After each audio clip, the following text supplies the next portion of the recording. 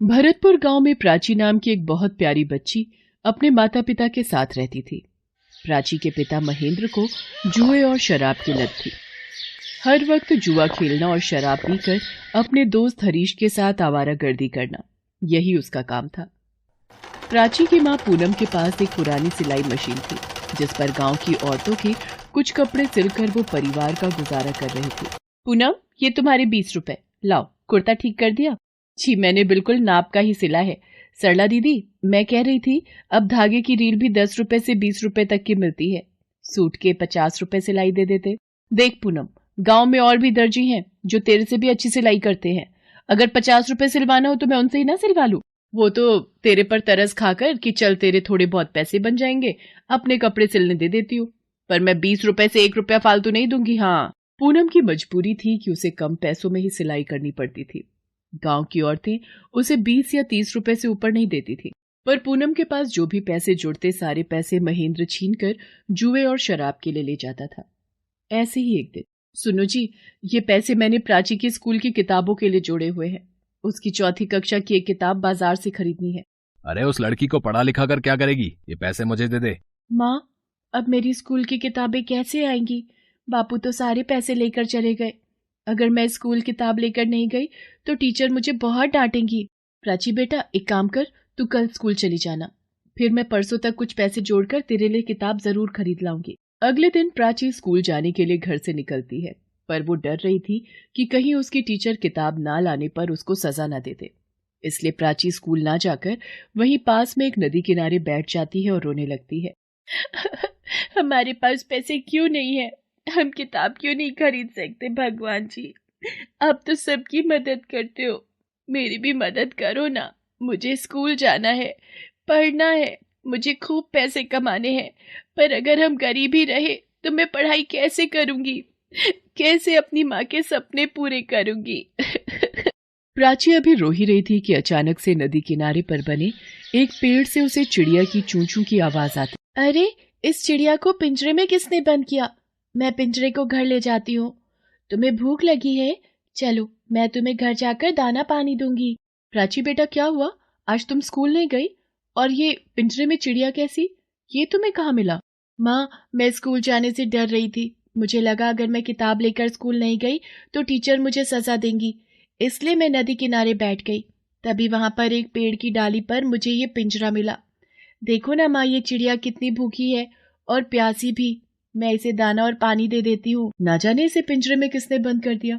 माँ, ये चिड़िया कितनी प्यारी है ना, देखो दाना पानी मिलने के बाद कितनी खुश है। हम इसका नाम चुनमुन रखेंगे। माँ, आप मेरी किताब कब लाओगे? मुझे बिना किताब के स्कूल नहीं जाना। प्राची बेटा, तू चिंता मत कर, मैं आज पूरी रात बैठकर कपड़े सिलूंगी ताकि सुबह उनकी सिलाई के पैसों से तुम्हारी किताब ला सकूं। प्राची चिड़िया के पिंजरे को साथ लिए सो जाती है। पहले एक मुसीबत कम थी जो ये एक और मुसीबत ले आई। सुनो जी, ये चिड़िया का पिंजरा घर से बाहर मत फेंको, प्राची इसके बिना उदास हो जाएगी, वो बहुत रोएगी। रहने दो जी, इस बेजान को तकलीफ मत दो। महेंद्र जैसे ही पिंजरा उठाने लगता है, नशे में जमीन पर लुढ़क जाता है और वहीं सो जाता है। चिड़िया रानी, तुम्हें कहीं चोट तो नहीं आई? मुझे डर है कहीं प्राची के बापू सुबह उठकर तुम्हें कोई नुकसान न पहुंचाए, इसलिए मैं तुम्हारा पिंजरा खोल रही हूँ। तुम आसमान में उड़कर अपनी जान बचाओ। जाओ चिड़िया रानी, तुम आजाद हो। चिड़िया का पिंजरा खोलकर पूनम रोने लगती है। चिड़िया खिड़की पर बैठ जाती है। रोते रोते पूनम की आंख लग जाती है। अगली सुबह जब प्राची सोकर उठती है तब पूनम उसे रात की सारी घटना बताती है। माँ, आपने बिल्कुल सही किया। चुनमुन अब आसमान में आजादी से घूम रही होगी। मेरी प्यारी दोस्त, तुम जहाँ कहीं भी हो खुश रहना। उधर चिड़िया उड़ती हुई एक आश्रम में पहुंचती है और वहां समाधि में लीन एक महात्मा के पास जाती है। कावेरी, आ गई तुम? जी महाराज, मेरा प्रणाम स्वीकार कीजिए।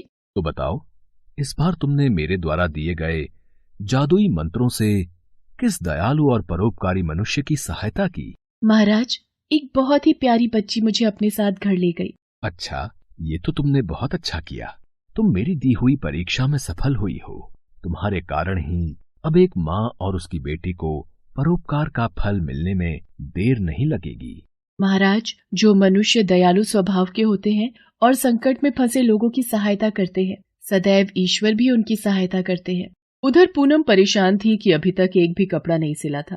प्राची आज स्कूल से छुट्टी ले ले, मैं दोपहर तक कपड़े तैयार कर दूंगी, फिर शाम को तू नई किताब खरीद लेना। ठीक है माँ, तुम कपड़े सिलो, मैं तुम्हारे लिए अपने हाथों की चाय बनाऊंगी। मेरी बच्ची, मेरी लाडो, अच्छा बना ले। पहले सुनीता बहन का ब्लाउज सिलना जरूरी है, कटा हुआ है, सिल लेती हूँ। पूनम जैसे ही कपड़े के कटे टुकड़े को सिलाई मशीन पर लगाती है, मशीन अपने आप चलनी शुरू हो जाती है और एक सुंदर सा ब्लाउज तैयार हो जाता है। ये कैसा चमत्कार है, मेरी सिलाई मशीन अपने आप चलने लगी और ब्लाउज बनकर तैयार हो गया। कुछ और कपड़ा, हाँ ये सलवार का कपड़ा काट कर सिलती हूँ।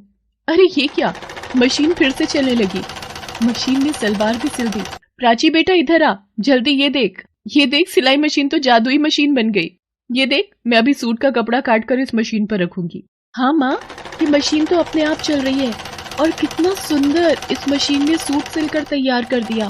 प्राची बेटा, मुझे ऐसा क्यों लग रहा है कि जिस चिड़िया को तुम घर लाई थी वो कोई मामूली चिड़िया नहीं बल्कि एक दैवीय शक्ति थी जो हम गरीबों की मदद के लिए आई थी। भगवान आपका लाख लाख शुक्र है, आपने मेरी सारी परेशानियां दूर कर दी। माँ, तो क्या अब आप मुझे नई किताब खरीद कर दे दोगे? हाँ मेरी बच्ची, अब तो मैं तेरे लिए नई किताब, नए कपड़े, नए खिलौने, नए जूते, सब कुछ नया खरीद लूंगी। मेरी बच्ची बहुत सुंदर गुड़िया रानी बनेगी। पूनम कपड़े काट कर सिलाई मशीन पर रखती और मिनटों में कपड़े सिलकर तैयार हो जाते। धीरे धीरे पूनम की सिलाई की खबर आसपास के गांव में भी प्रसिद्ध हो गई।